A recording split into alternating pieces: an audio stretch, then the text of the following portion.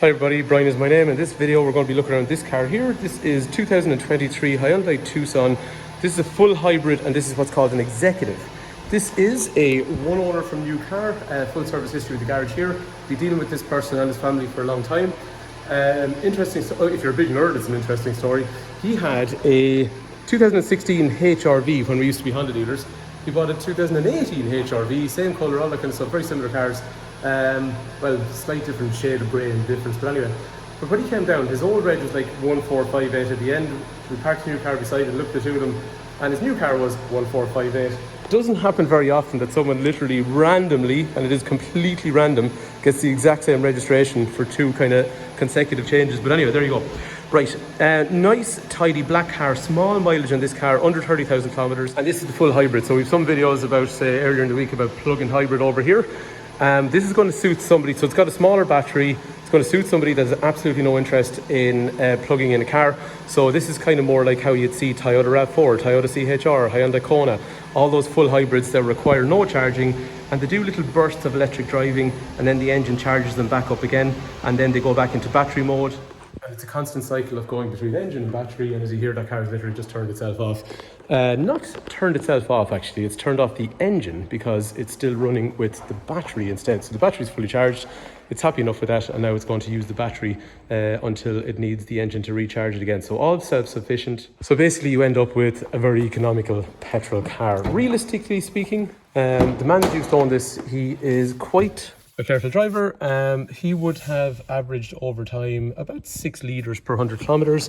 He did do lower, and so with them you can do worse and you can do better, depends on your driving style, but that's a decent kind of average combined. So that's about kind of mid 40s miles per gallon wise, which, remember, it's a big SUV.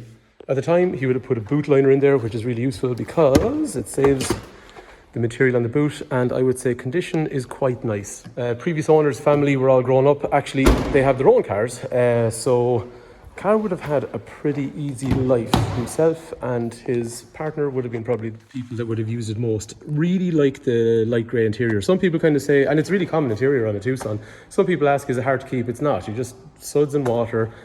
You can wash off stains, and if you do anything crazy whereby it's completely stained, it is not expensive to repair and easy to repair. So we have methods for all that kind of stuff as well. You get the odd person that somehow has managed to put a weird stain on it that they can't take off. Usual stuff you'd expect: child locks, electrics for windows, little bits of piano black and brushed aluminium down through there. So in terms of size, if I sit in the car at 6 foot, and that's giving me enough space along there.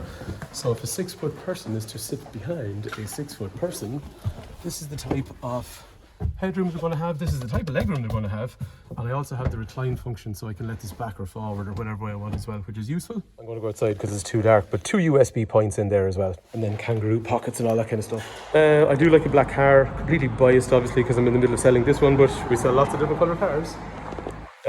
But over the years I always just like a black one. The gaudy stickers, so when it goes on the forecourt, it's just because it does go through a process we have. And there's a warranty on this car till 2028. And yes, they're not nice looking stickers, but it's just, we have to shout about some of the good features that are on the car. Okay, up front in this seat, I've got lumbar support for my lower back. Obviously, I have height adjuster. Passenger obviously gets height, well, it's not obviously, actually, you have to go to the second model like this to get a height adjuster. The interior is really nice condition on this car. Oh God, sorry, excuse me. The dash is low on these, and that was purposely to give more visibility. We'll see when we're driving the car. Handbrake. Park, reverse, neutral, drive. It's an automatic car, so a lot of people these days are only getting used to automatics. Go, stop, simple as that. Now if you're already driving automatic, this is extremely patronizing. I want to go backwards, I want to go forwards, and that's pretty much it. So it's real straightforward. Again, if you're not familiar with automatic, we'll show you.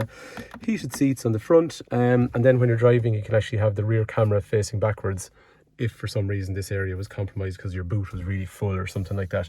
Cruise controls over through here with a speed limiter, and then I'm changing information in the center of the screen: average speed, fuel efficiency, all that kind of stuff. And then over here then is things like Bluetooth and radio and all those kind of controls. Lights will be automatic, wipers will be automatic. The lights actually dip when you meet traffic, and you'll see when we're driving I can change gears manually if I want to engage a bit more. The steering wheel is rake reach, so it goes in and out and up and down as well. A bit stiff because it's never been used. Like we're saying, full service history for this vehicle, but it's a nice tidy one in my opinion. fuel efficiency, heater for different sides, so driver and passenger can have different temperatures. Wireless charging, 2 USB points, so that makes 4 in the car.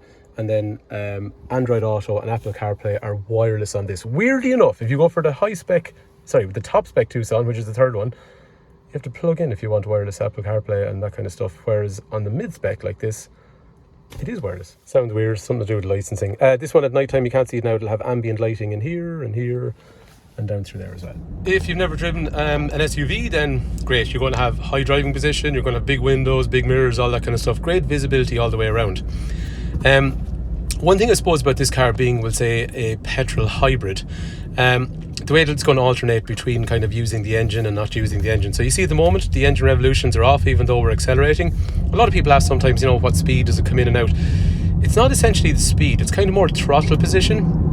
And kind of what distance can you get. So if you see here at the moment, the car is not actually running the engine, it's running the battery. And we're probably going to continue on for maybe another quarter of a kilometre or something like that. So it's a really nice, easy, relaxed drive.